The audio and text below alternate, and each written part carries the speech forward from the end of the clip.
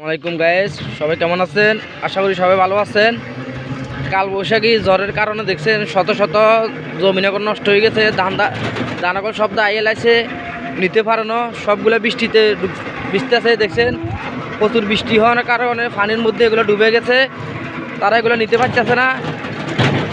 এবার কৃষকেরা প্রচুর ধরা খাইছে,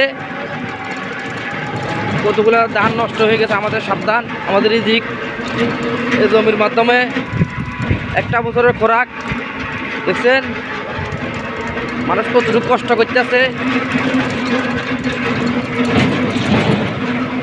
এটা নিঃশ্যামবাগ, আমি আপনাদেরকে ভিডিওর মাধ্যমে দেখাইতেছি কতটুকু মানুষ ক্ষতিগ্রস্ত হয়েছে।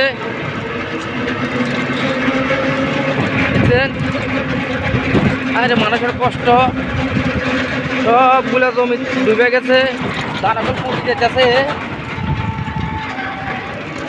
তো সবাই ভালো থাকবেন, আল্লাহ হাফেজ।